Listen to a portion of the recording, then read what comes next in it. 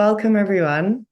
My name is Ruby Wetherall. I work as curatorial assistant at Asia Art Archive. I'd like to thank all of you for joining us today. Today's talk is an introduction to the Jyotsna Bhatt Archive, one of the recently launched research collections at Asia Art Archive. For those of you who are less familiar with AAA, our research collections are a growing repository of primary source material, photographic documentation, video recordings, and ephemera that we build through our research projects in partnership with artists, art professionals, and researchers. As of this month, we have 57 research collections with thousands of records digitized and freely accessible on our website. Earlier this year, we launched the Personal Archive of Jyotsna Bhatt, which provides insight into the life and practice of the eminent Indian ceramicist and the local and international communities she was a part of. Today, my colleague Sneha Ragavan, senior researcher and head of Asia Art Archive in India, will introduce three key components of the archive. First, what it means to work on an archive after the artist has passed. Second, what the materials reveal about ceramics as a collective practice. And third, what Bhatt's sketchbooks can teach us about her practice as a female artist and educator. This event is part of Archive Intros, a series of talks focusing on AAA's new research collections, where our researchers introduce newly launched archives, speak about the challenges of organizing and digitizing them, and discuss what the archive is offering for new scholarship. Sneha will present for the next 30 minutes, followed by a Q&A, when we'd like to encourage you to raise your hand, unmute yourself, or share your thoughts and questions in the chat box. So Sneha, over to you. Thank you, Ruby. Let me just share my screen. Hello, everyone. Thank you for attending. I apologize in advance for any disturbance, either in terms of sound or my internet connection. I'm Sneha Ragavan, and today I'll briefly be introducing the Jyotsna Bhatt Archive, a project that we had the privilege of developing over the last few years, and one that informed all of us about so many things, most crucially about Jyotsna Bhatt's practice as a ceramicist, but also about the field of ceramics in India, which somehow hasn't been, at least for many of us, as apparent, and about which we all came to learn immensely through working on Jyotsna Bhatt's archive. Through the research process, we have owed a great deal of debt to several interlocutors, notably Jyoti Bhatt himself, Neha Goswami, Hina Bhatt, Zaida Jacob, Vishwa Shroff, Christine Michael, Neha Kurtsarkar, Rakhi Peswani, and Ira Chaudhary. They helped us understand different facets of Jyotsna Bhatt as an artist, a teacher, a friend, a mentor, as well as to gain a historical understanding of the development of the field of ceramics in India. While there is so much to learn from a single archive and to read what it offers, I want to start today's presentation with a single image. The photo that you see on the screen was taken in 1984 at the Faculty of Fine Arts. You see Jyotsna Bhatt seated on the ground in the first row in the middle, surrounded by students and colleagues. I can see Nasreen Mohammadi, I can see Raghav Kaneria, and there are many others that we as researchers are yet to identify. All of them staring at a kiln, waiting, watching. And this photograph was taken by Jyoti Bhatt. And for me, this image captures so many different aspects of what we feel constitutes the work of our research into and through this archive. First, about ceramics as a medium itself, so deeply precise, technical, and yet the outcome of which one literally doesn't know until one pulls works out of the kiln. The weight, the anticipation for the firing at a very precise temperature to act on the materials, the chemicals, the clay, and to transform it into something which either precisely matches one's expectation, possibly exceeds it, or doesn't.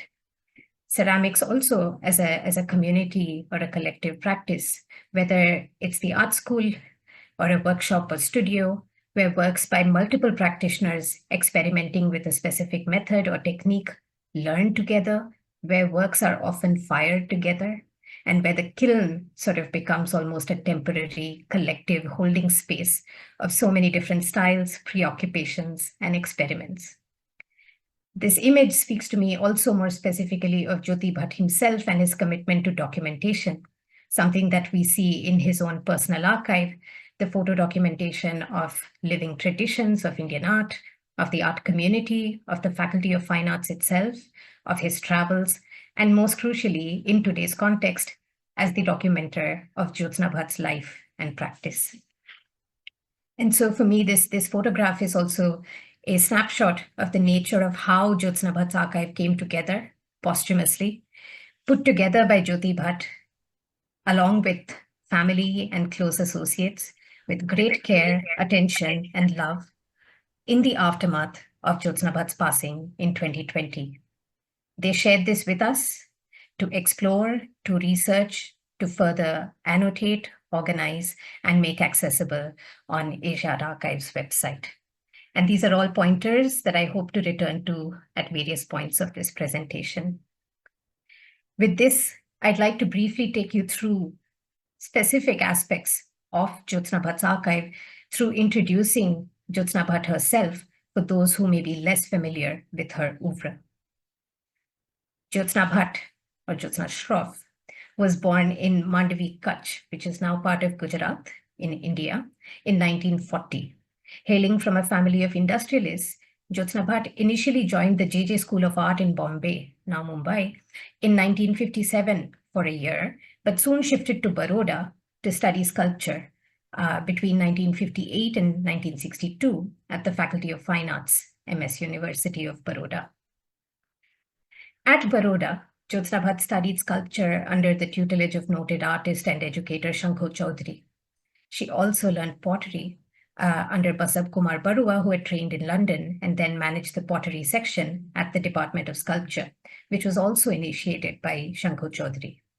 While Jyotsna did begin working in ceramics from 1959 onwards, she had to opt out the ceramics section because for her graduation, she says, bronze casting was more allied to my subject, sculpture.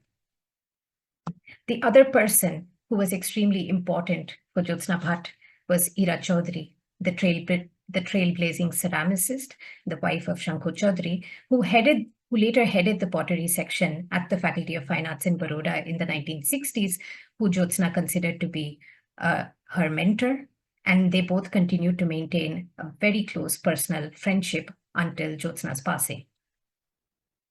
And of course, the other significant person in her life was Jyoti Bhatt, eminent artist and educator, who she met in Baroda and whom she would eventually marry.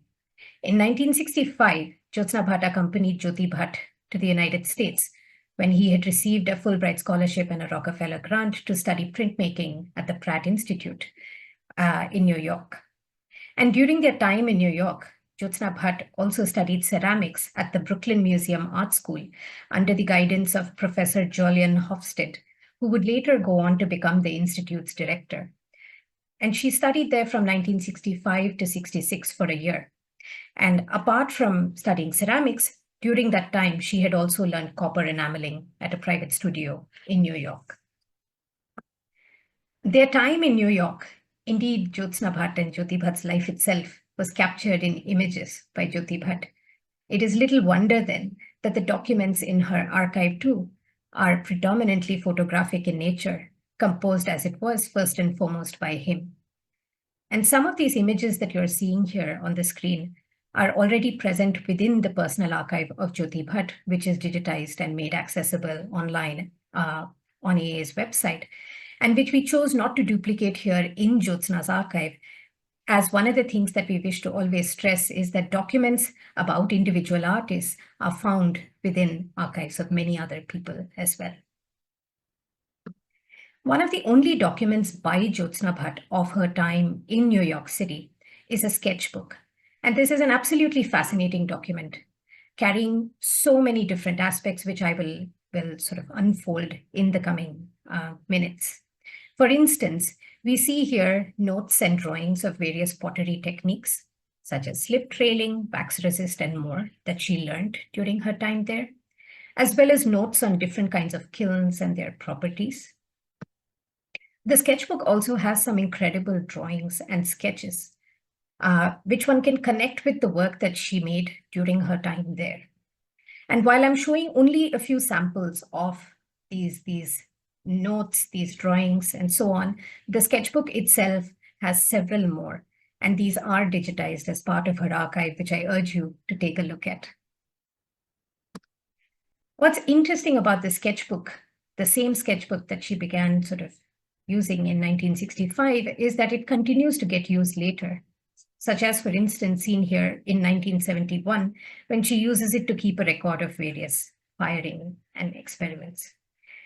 This aspect of a sketchbook being used over a period of time is a trait that we see, I think, especially among women artists. Not to make a generalization, but it is something worth exploring, reflecting an attitude perhaps of thriftiness or frugality, perhaps of an impossibility to separate various aspects of their life, personal, professional, but also to reuse, to repurpose something, and to not let something go waste.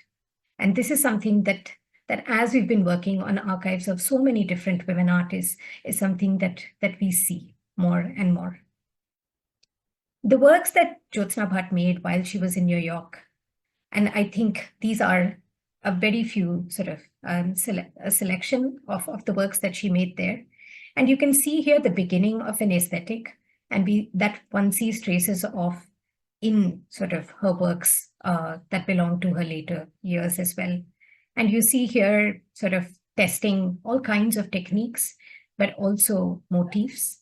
And what's interesting is to see how some reappear, how some perhaps do not as well. After returning from the US, she continued to study and received her post-diploma in sculpture from the Faculty of Fine Arts in Baroda, completing it in 1968. And soon after receiving her post-diploma, she got a temporary position at the pottery section, and in 1971 joined the Department of Sculpture to teach ceramics and pottery as a lecturer, which the position which she continued to hold till 1984, and from then on as a reader from 1985 until 2002, when she retired.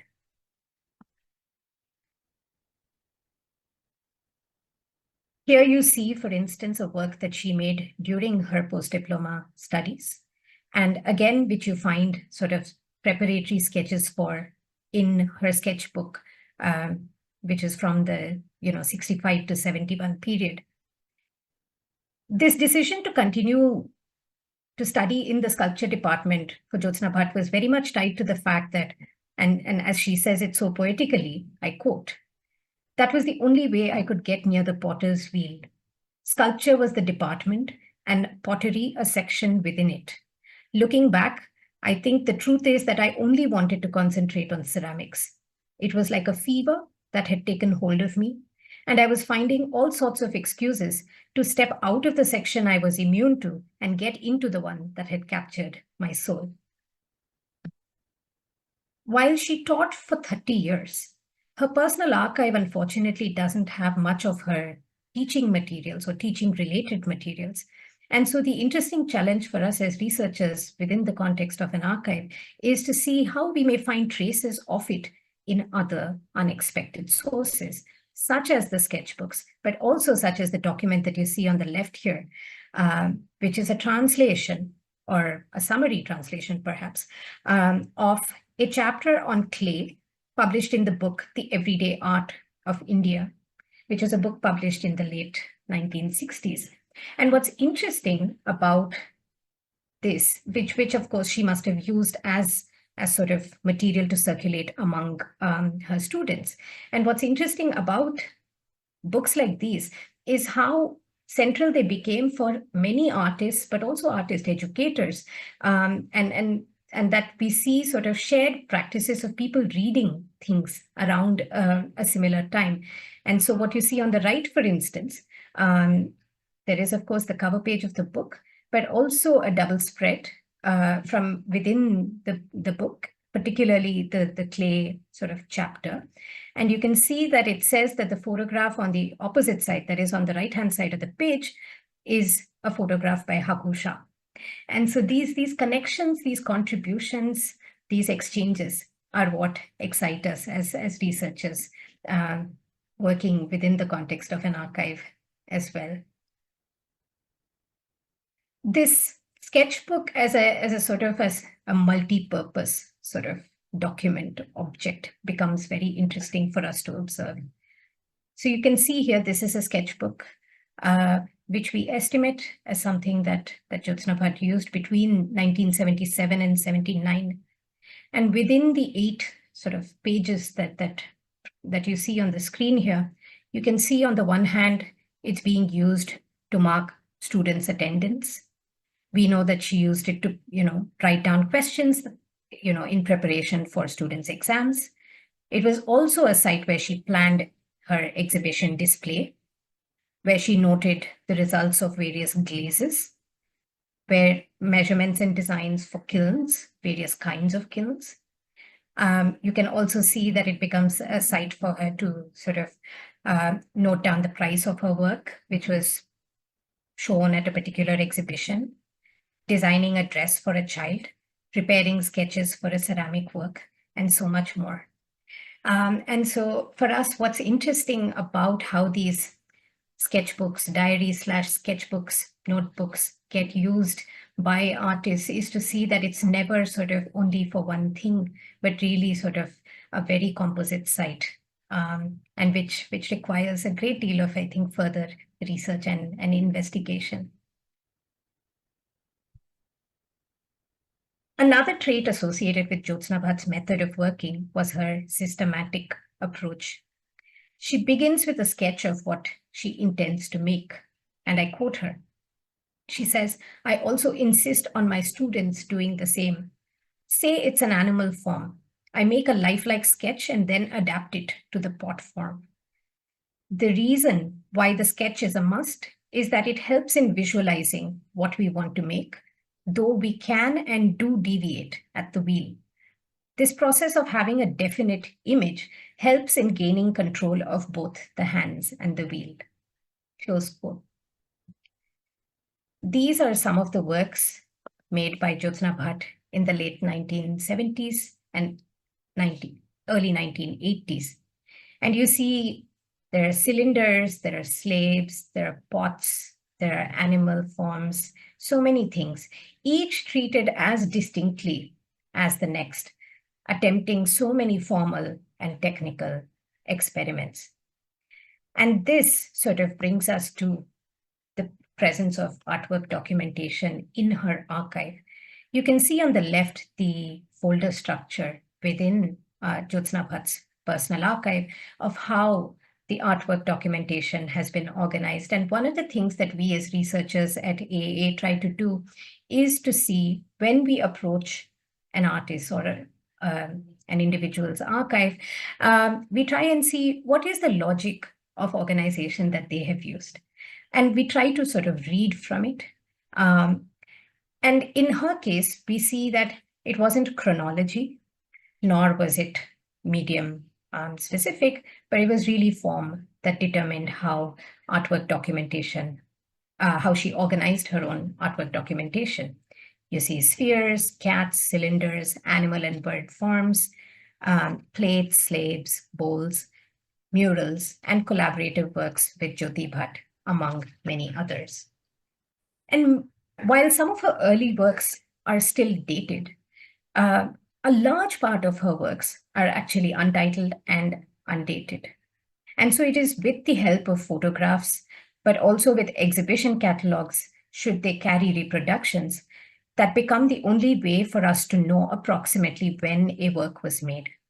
Apart, of course, if one has access to personal, private, or public collections in which these artworks are housed.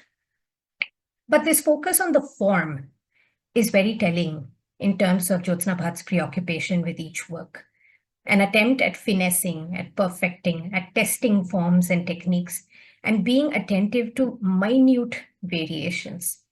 I learned immensely from even organizing this artwork documentation, gained a legibility in being able to read the difference between one work and another, attempting to understand what the artist was trying to do.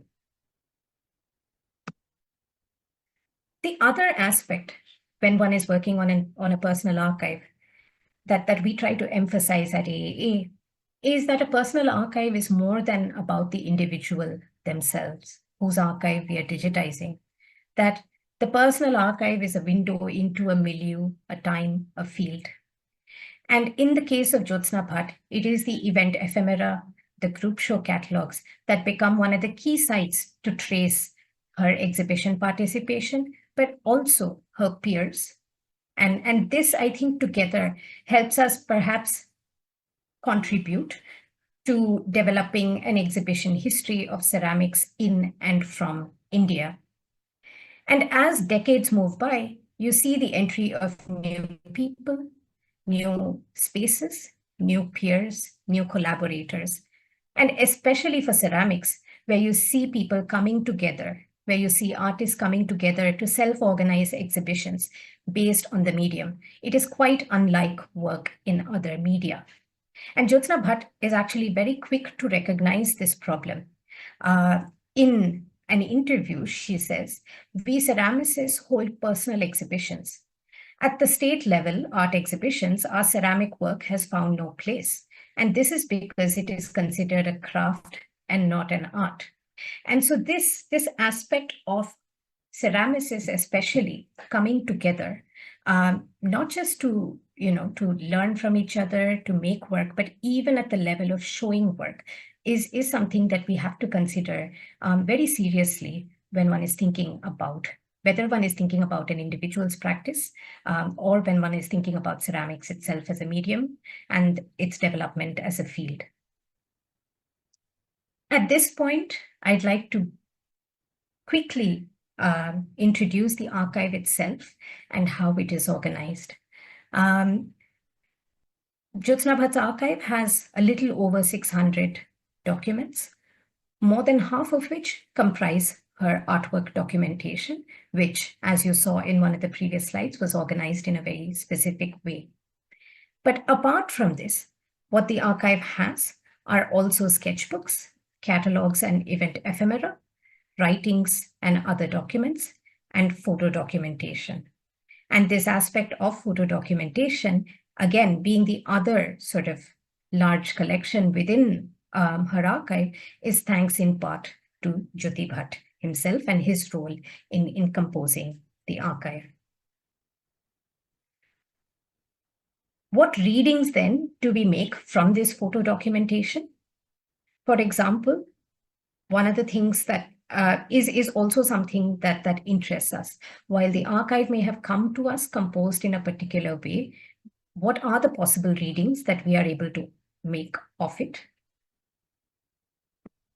For instance, the Ceramic Center as a key site from the late 1990s, early 2000s in Baroda for practitioners, of which Jyotsna Bhatt was also one of the sort of key, I think, early sort of people who contributed to the idea and the development of it. It was also a space that where she worked and that she managed, she programmed for many, many years. But the Ceramic Center as a space that would offer shared facilities, shared infrastructure, was something that we can trace in Jyotsna Bhatt's archive through sort of the various exhibitions, workshops, artist camps, events that happened at the Ceramic Center itself. And going back to a point that I made about the kiln being sort of an interesting temporary sort of collective holding site, here are photographs of kilns taken during various workshops and camps held at the Ceramic Center in Baroda. These kinds of collective spaces were also important for learning sort of techniques, learning methods. And it was typically workshops led by one individual. And what was interesting for me to see was also it did not matter that the question of seniority did not sort of, and expertise did not sort of play out to my expectation, in the sense that it may be a young artist, but one who has sort of honed their expertise in a very particular sort of technique or method, who would lead a workshop, and you would have very eminent, very senior practitioners all sort of participating, learning, exchanging, methods. So, and deeply specific. So it could be that one workshop was on just luster, one on red glaze, one on raku, and so on. And this was something that the photo documentation really sort of opens up. The other aspect that I think that photo documentation opened up, or one of the aspects about ceramics as a practice that was opened up through the photo documentation, was demonstration as a key method of learning. So whether it is traditional potters, whether it is the more contemporary artists or studio potters, the idea that you learn not just through instruction, but actually through demonstration is something that I think is also very, very specific to ceramics as a medium, and quite unlike other, mediums, barring perhaps print. And so I think I would like to, at this point, conclude here by sort of saying a little bit about the fact that one of the things that, one of the ways in which this archive came together was that, as I mentioned earlier, it was composed by Jyoti Bhatt, and then, who reached out to us and asked us if AAA was interested in developing this archive. And what we realized was that the archive provides quite obviously insight into Jyotsna Bhatt herself, but also, I think, provides very creative and interesting ways of understanding ceramics as a medium, as a practice, and its history as it unfolded, not only in Baroda, but also its connections to elsewhere. And for us, we see this as really a starting point for future inquiries, perhaps into looking at connections within sort of histories of ceramic practice in other parts of Asia as well. And speaking of Jyoti Bhatt himself, as a life lived together, one of the things we realized as we were working on this archive was that it was impossible to separate, in some sense, the two archives, and in some ways the archives themselves are also inextricably, I think, linked. With this, I conclude. My thanks to AA's curatorial team, Ozge, Ruby, and Lily, for organizing this program. And I hope we have a good discussion. Thank you. Sneha, thank you so much for this really insightful presentation. I especially loved this metaphor that you used a few times about the kiln as a temporary collective holding space. I have a question, maybe just to open up the Q&A, and then we'd love to encourage people to also put their questions in the chat box as well. But you briefly mentioned that some of the photographic images, already exist in some of the other research collections in AAA. And at the end there, you also mentioned about how this archive is, impossible to separate from the other. But I'd love to hear a little bit more from your side about the relationship between this archive and the existing archives that we have in the research collections, and how that's informing your research, organization, digitization as well. Sure. Thanks, Ruby. I think one of the things that we have been trying to do ever since 2011, when we began digitizing archives of artist educators in Baroda, looking at sort of their contribution to, of course, the way in which art pedagogy developed in Baroda in particular, but through sort of these archives, I think what we've realized is that there are so many other sort of important figures. We may have selected 4. The 4 would have been possibly at that time, depending on the context, depending on the conversations, so it came, I mean, as decisive as we are at an archive, we're also, our decisions are sometimes arbitrary. And therefore, it was important for us not to make a hard and fast rule that if we were to look at a site like Baroda and sort of the art history that was coming from there, that we limit it only to those four.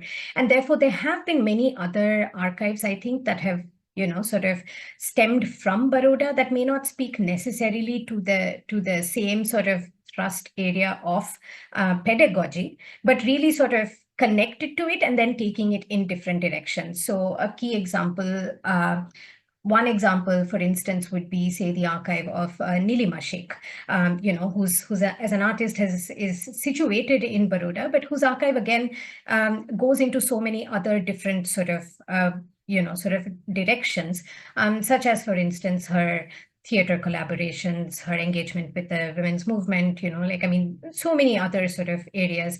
Another would be, say, an artist like Mrinalini Mukherjee, who only studied in Baroda, but actually lived in New Delhi for the most part of her life.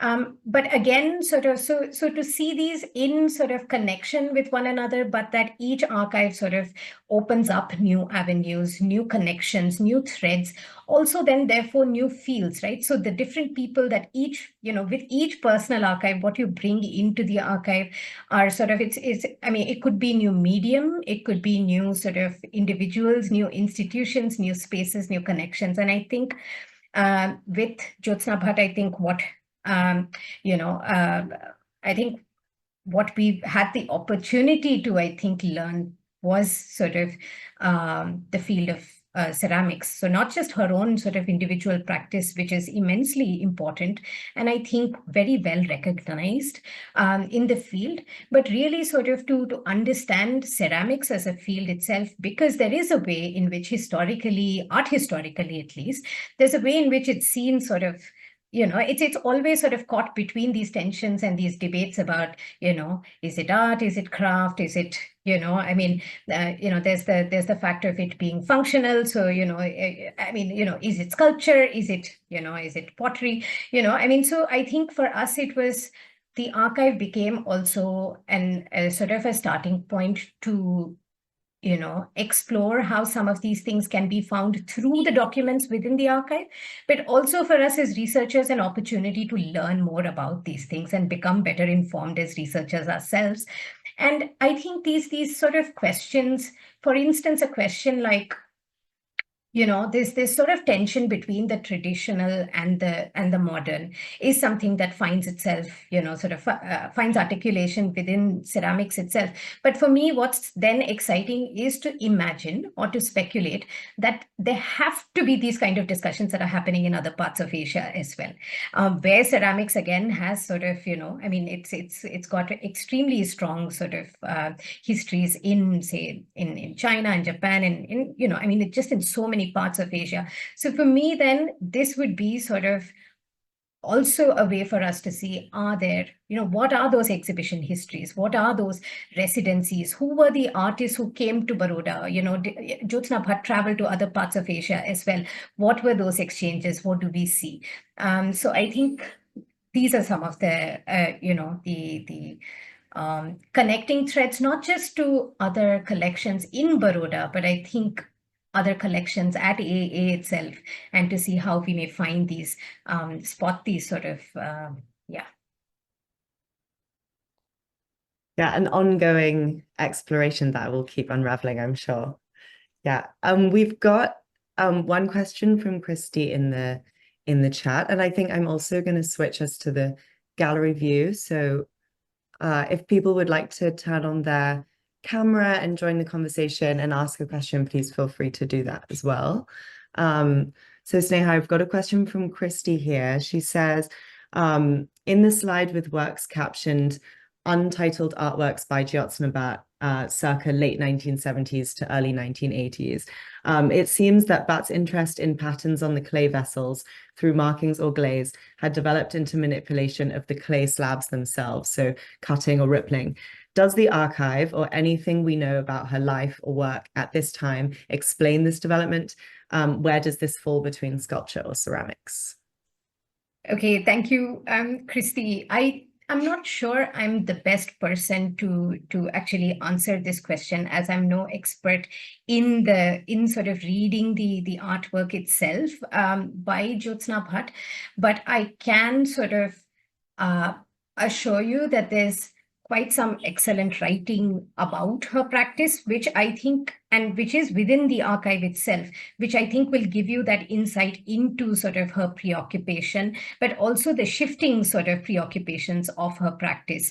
And I think it is that crucial sort of after the New York moment. I mean, it is the 70s. That's actually the key decade when she begins to really make 70s, and I think the early sort of 80s is that crucial decade when she's really sort of, in a span of a single decade, she's moved like so significantly, in her practice itself, and she's arrived, as it were, on the scene by the early 80s itself, and is sort of, her work then has distinct characteristics that you begin to associate with.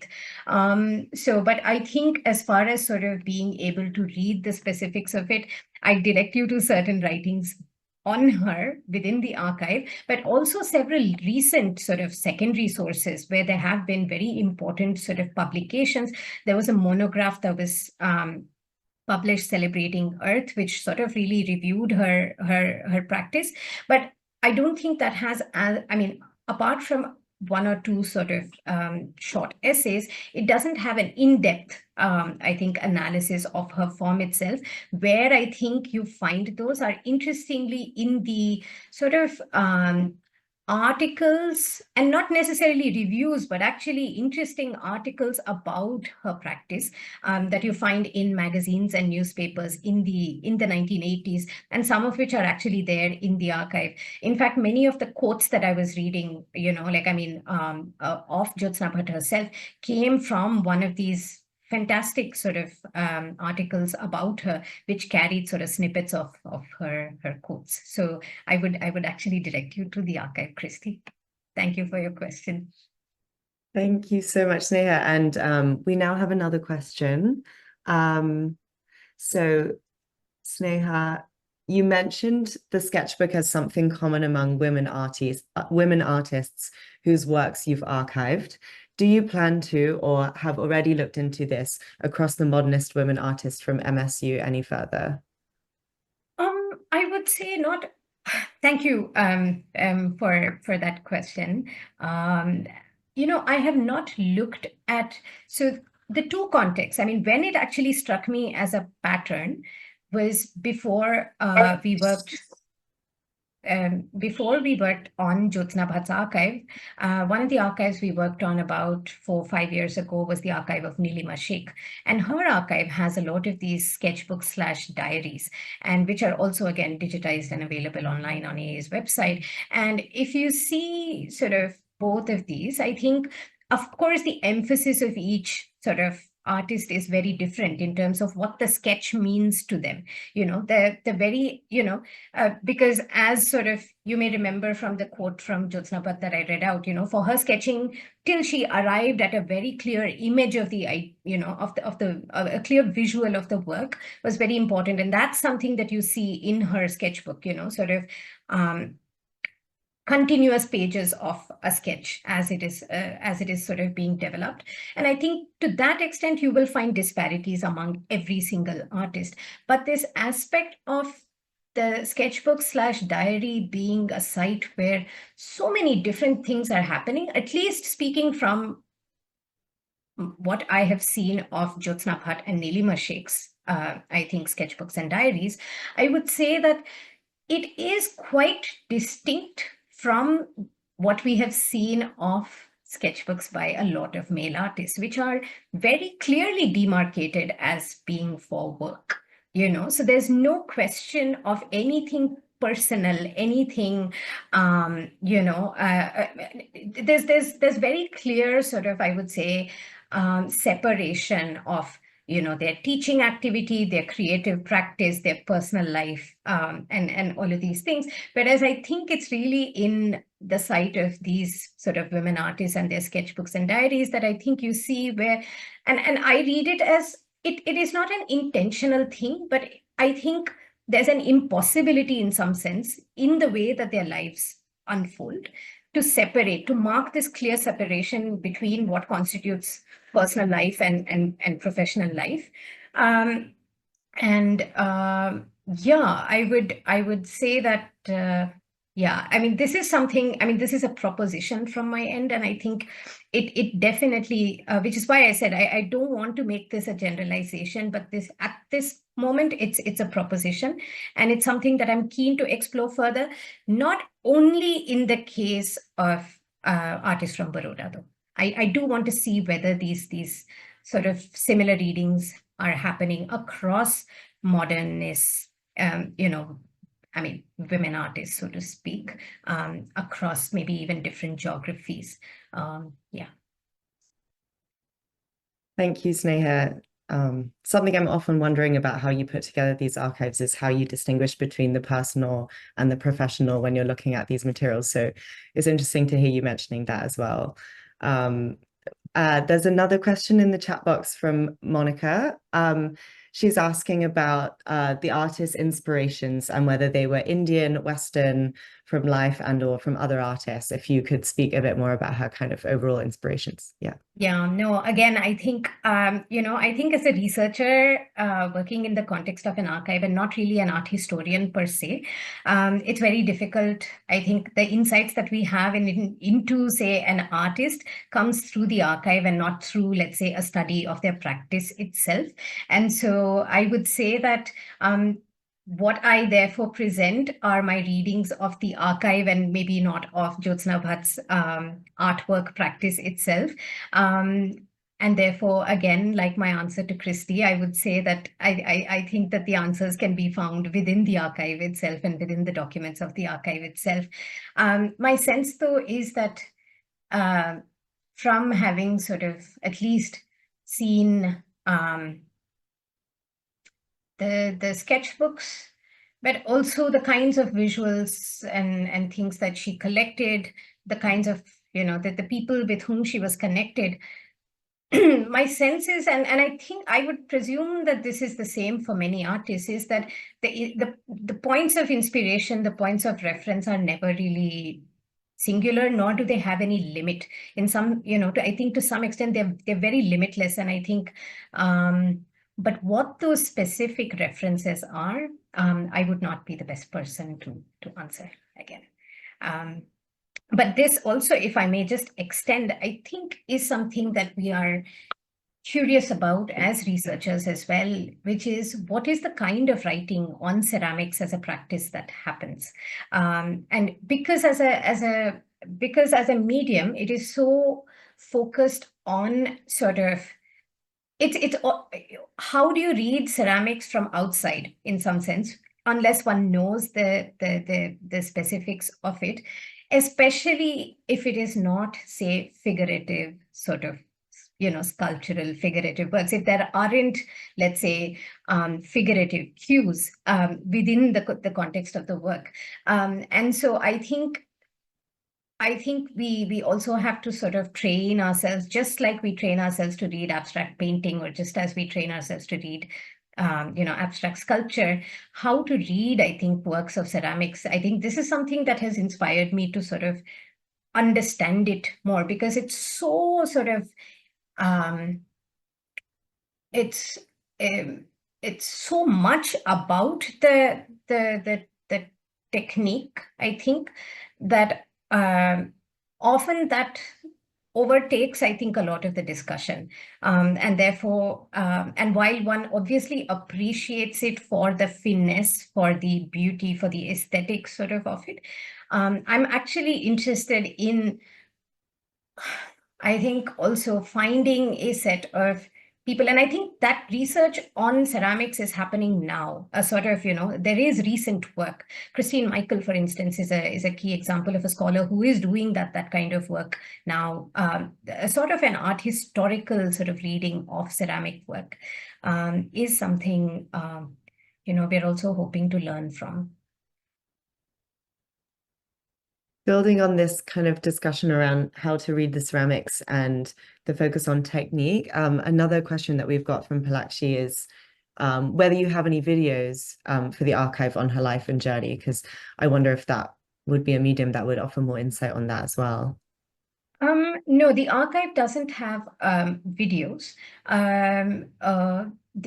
because I think a few videos that are there in the archive are in the form of video documentation of, say, ceramic sort of like workshops, demonstrations, things like that. A video of or about Jyotsna Bhatt is not something that exists within the archive.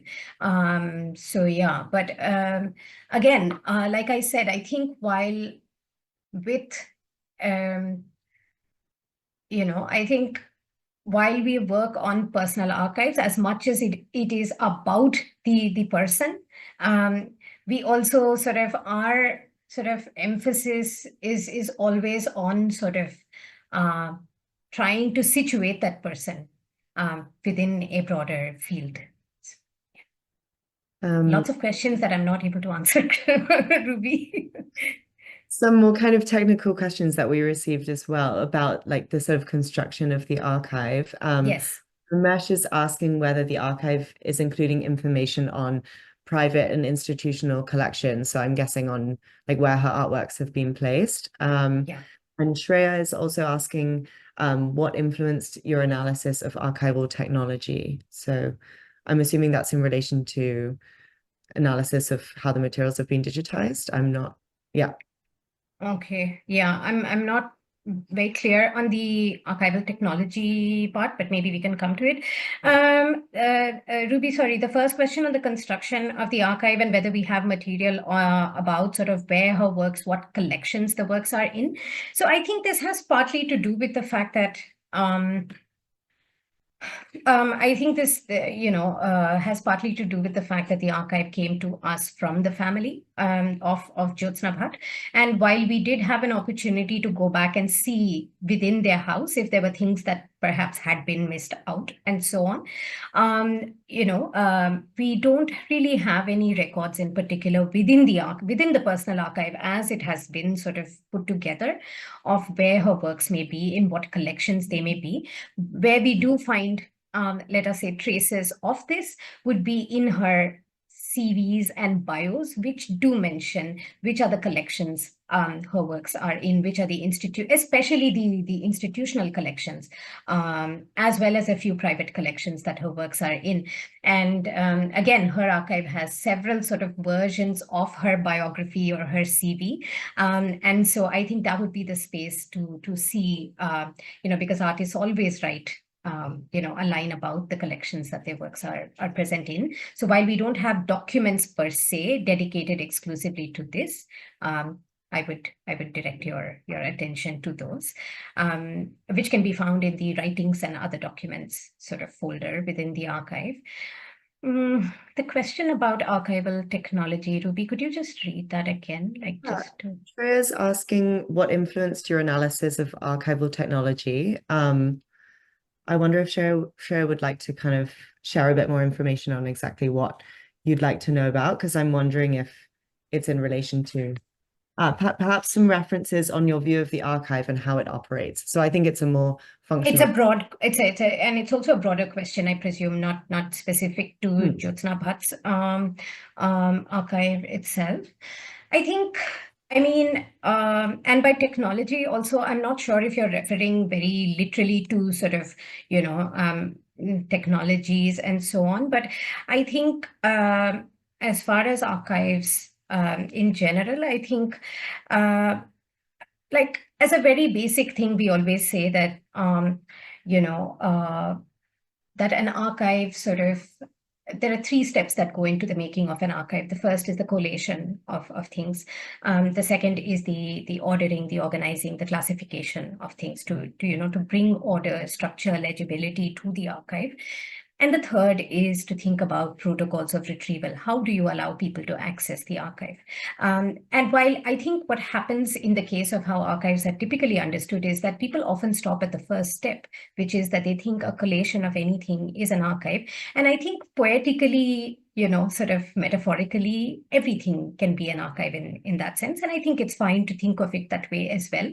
Working within an institutional sort of context of an archive, I would say that that is literally the very first step. It's actually, I mean, I think the second part is the one that actually takes up the most of our time, which is which involves sort of, I mean, it's not just bringing the materials together, it's I mean, in the case of AAA, where we digitize all of the materials, it involves the ordering of the materials, the digitization of them, the annotation of them, and all of this, I would say, is in large part determined by the third aspect, which is how do you, sort of plan to allow people to access archives. And I think that in large part determines then how you organize an archive, how you sort of annotate an archive. If it were a physical archive, we'd organize it very differently. If it, and because it's, AA's research collections are predominantly sort of online, the structuring of the archive itself then has to suit, researchers and users sort of experience of the archive online, and which requires a different level of, I think, sort of. And so for us, I think it's also then about striking a balance between how artists themselves have organized their archive and how we can make them further legible, and not trying to say one is better than the other, but to see if we can strike some kind of balance between the two, so that users and researchers can actually see, on the one hand, how artists themselves have also organized those archives, but at the same time, they're also legible and easily sort of accessible for people. So yes, there are standards, but also I think we take things on a case-by-case basis, and that is what I think makes it exciting, is the fact that we take it on a case-by-case basis. Yeah.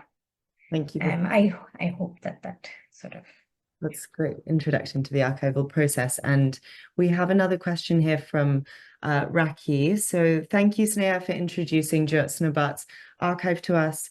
Thanks to Jyoti Bhatt to share his personal archive to the larger public, and AAA for putting the papers together. I wanted to know if there is documentation of her research on technologies of ceramics, glaze making, experience with various kinds of firing techniques, and are these documents accessible? Thank you. Yeah. Thanks, Raki. So again, I would say not separate documents. I mean, I would say that we don't really find a separate set of documents dedicated to this, which is why I think I place so much emphasis on the sketchbook itself as that site, because that is literally the one site where you see some sense of her notations on these techniques, her observations, her experiments, her, so I think these, and there are a little over 10, I think, sketchbooks, if not more. I'm sorry, I don't know the exact number right now, but they are quite extensive. Many of them run into over 100 pages easily. And I think that is where one actually sort of can see over, I think, a period of 3 decades, her sort of observations about these very specific techniques. And because we're talking about sketchbooks, the other point that I actually wanted to mention earlier, which I did forget, was that one of the things that I think in the context of, I think what happens, especially when it pertains writing by artists, and I think one of the things we've encountered quite often is people saying that she did not write, or this artist did not write much, this artist did not write much. And I think that it also, I think, is upon us to try and find forms of writing that exist. And so for me, the sketchbook, as much as it is a site for, learning about, I mean, to see development of her sort of visual forms, it is as much a site where you can see some of her pedagogic sort of imperatives, as well as her technical sort of experiments, as well as, I think, a site where you can see some form of writing that emerges. So yeah. Thank you, Sneha. We've got two more questions in the chat, and I think let's start with Niyati. So thank you. How does AA decide whose work to archive? And in Jyotsna Bhatt's archive, would you collect personal archival items like her glasses, for example? So that really speaks to your answers to the previous questions. Yeah. Yeah. Okay. Whose work to archive? I think that's it's the sort of question again. It's a question that haunts, I think, every archival institution about how we select. We have certain, I would say, research priorities at Asia Archive. These are developed by the entire team, and we review it sort of over every, say, a period of every 3 to 5 years or so. And I think these are not really sort of, they're not, I would say, hard and fast sort of, uh, in the sense that any archive that we choose has to meet these things. But I think for ourselves internally, they signpost certain sort of gaps, certain areas that we as researchers would like to sort of explore more. And I think one of the most lovely things about not to toot our own horn, but about Asiad Archive is that to a large extent, I would say that the researchers, play a pretty sort of central role in determining these priorities as well for the organization. And it varies, I think, from region to region. I think at a certain point, when we began sort of developing our research collections in India, unlike, say, our counterparts in Hong Kong or other parts of, say, Southeast Asia, East Asia, etc., who decided to focus on relatively more recent histories. So post, say, I would say, post 80s sort of art histories, when we began working on our research collections here, in the context of not just India, but actually in South Asia, we realized that perhaps it was the period between the 60s to the 80s when artists were sort of very active and when many sort of significant developments happened, whether it was regard to the emergence of art institutions or whether it was with regard to all kinds of developments within artistic practice, movements, and so on. And so that was sort of very roughly sort of one of the time periods. But then we had research priorities like gender in art history, art pedagogy, art writing. These are, exhibition histories. I think a combination of these factors get to determine what archives we, sort of, that's one level at which we think about, what archives to work on. The second is obviously sort of, if we've started with one artist belonging to a particular place, automatically we see that there are connections then within the archive itself to other people, to other figures, to other events, moments in history. And so we may sort of pick up that thread and explore it through another archive. And I think in the case of Jyotsna Bhatt, it was that connection to Baroda. And sort of through Baroda, I think that we entered. But for me, I see the future of it in, say, other archives, of, say, ceramic-based sort of, practice. And I think, I think these are to sort of some extent how we. The third, of course, is that sometimes we are informed about archives. People come to us and say, there's an archive here. Are you interested? We will review it. We will study it. We will see if it meets with our, sort of research priorities, if it's, within our, realm of feasibility to work on this archive, et cetera, et cetera. So there are multiple things that go into choosing an archive. And the last question was, Ruby, sorry. Yeah, no, so we can combine it with the next question together. So Niyati was asking about, like, when you put the archive together, do you include personal archival items, like, for example, their Personal glass? items, right. Which I think links quite nicely to the last question that we could take from Elizabeth, which is asking about the methodology you use to research Jyotsna Bhatt's personal life and biographical data when you're putting the archive together. So Sure. yeah, maybe we can take that as a final question. Yeah. Okay, fine.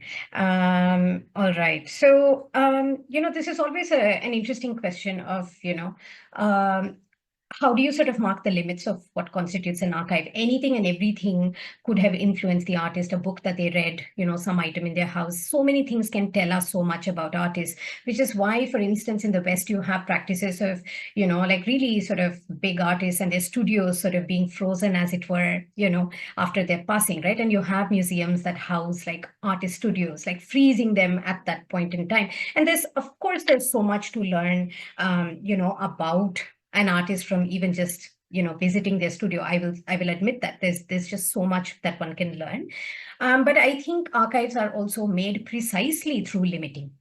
Otherwise they're not archives, they're just endless collections. And so it is on us, I think, as researchers to determine at what point we want to sort of mark, and this includes sort of information even about their personal life. I mean, we always have to ask our question with every document that may be professional, but that may be personal, but would it also be of sort of, would there be some sort of connection to art history? Would there be some sort of, research relevance to bring this item into the archive?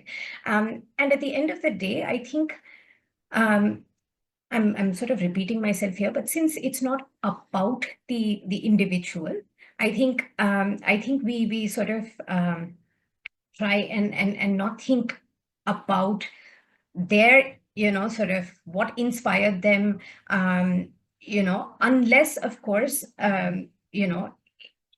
it is already present in some form within their practice, let us say. So I think it's a very sort of messy way of answering that question. But how did we do the research? I think it was through sort of talking to all of these interlocutors that I mentioned, but also reading up publications. And honestly speaking, the biography of an artist I find it a very interesting process to construct. I think you take as your starting point their own, sort of CVs, their own sort of biographies. You go through their, sort of solo exhibition catalogs, see how they've articulated themselves. But then you also decide as a researcher where you want to place emphasis. And I think for us, that emphasis is always to sort of position somebody, in among others, and in a field. So yeah, it's like quick fire. Thank you so much, Sneha, for the presentation and answering all of the questions. And thank you all so much for joining us and for asking your questions as well. And a special thank you to the Archive Project team, so Sneha, but also Niranjana, Surendran, and Pallavi Aurora. And a big thank you from my side to Osgear Asoy and Lily Wong, who are helping with the event in the background. So thank you all so much, especially Sneha, and have a good evening. Thank you. Thank you.